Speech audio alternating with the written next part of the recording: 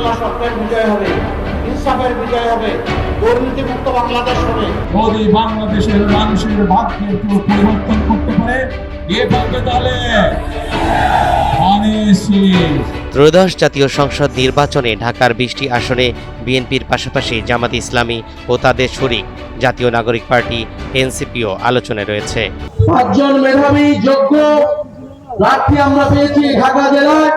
1.5 বছর আগে আওয়ামী লীগ সরকারের বিরুদ্ধে মাঠে নেমেছিল যেসব দল, তাদের শীর্ষ নেতারা ঢাকায় কেমন ফল করবেন?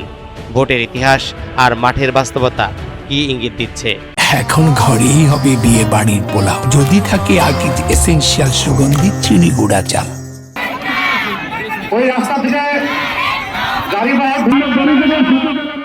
ভোটারদের কেউ কেউ বলছেন ঢাকার আসনগুলোতে বিএনপি জেতার সম্ভাবনাই বেশি, আবার কেউ কেউ বলছেন জামাত এবার বেশ কয়েকটি আসন পেতে পারে।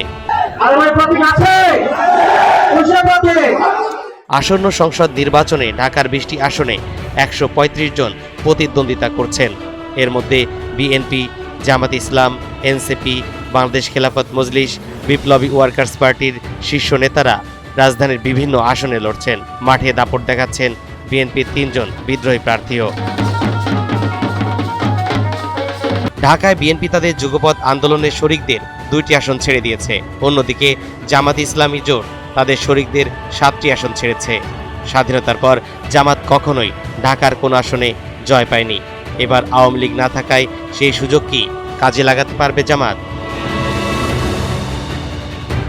ঢাকার 8, 9, 11, 18, 19 ও 20 আসনে লড়ছেন এনসিপির প্রার্থীরা।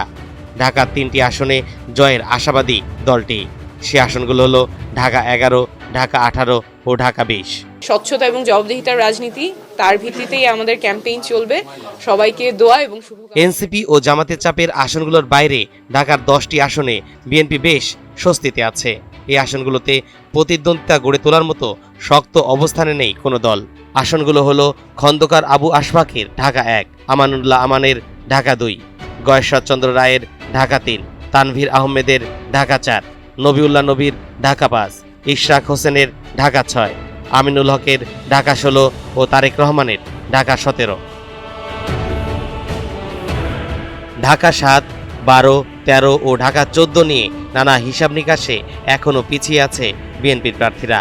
ঢাকা 13 আসনে ববি হাজ্জাজকে লড়াই করতে হবে জামাত জোটের প্রার্থী বাংলাদেশ খেলাফত মজলিসের আমির মামুনুল হকের সঙ্গে। এখানে প্রতীক ফ্যাক্টর হয়ে দাঁড়াতে পারে বলে মনে করছেন স্থানীয় বাসিন্দারা। আমরা আশা করি যে ভালো ফলাফল আসবে যদি সুষ্ঠু নিরপেক্ষ নির্বাচন নিশ্চিত করা সম্ভব হয়।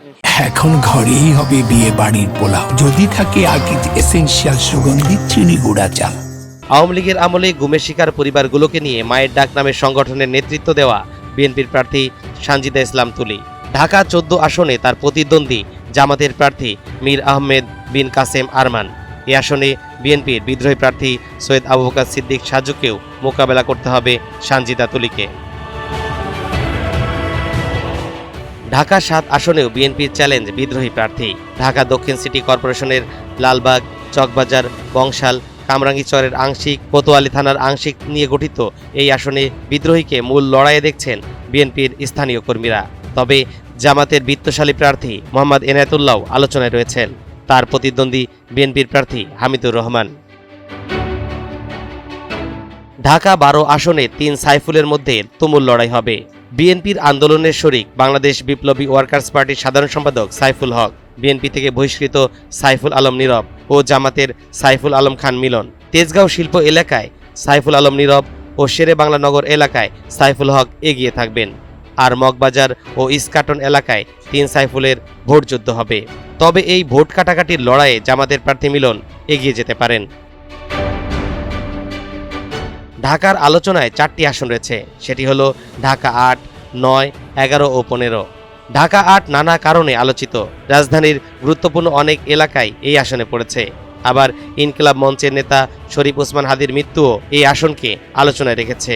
এই আসনে মির্জা আব্বাস ও পাটোয়ারির কথার যুদ্ধ বেশ আলোচনায় রেখেছিল মিডিয়া পাড়া। এই আসনে গণ অধিকারের মেঘনা আলমও আলোচিত প্রার্থী। এবারে নির্বাচনে বহু আসনে বিদ্বেষ ও কটু বক্তব্য চোখে পড়ে। সেদিক থেকে অনেকটাই আলাদা ঢাকা 9 আসন। এখানে প্রতিদ্বন্দ্বী মানে সংঘাত নয়, বরং পারস্পরিক শ্রদ্ধা, ভদ্রতা ও জনস্বার্থে কাজের অঙ্গীকার। এখানে প্রধান প্রতিদ্বন্দ্বী হিসেবে আলোচনায় রয়েছেন বিএনপি মনোনীত প্রার্থী হাবিবুর রশিদ হাবিব এবং স্বতন্ত্র প্রার্থী ডাক্তার তাসনিম জারা।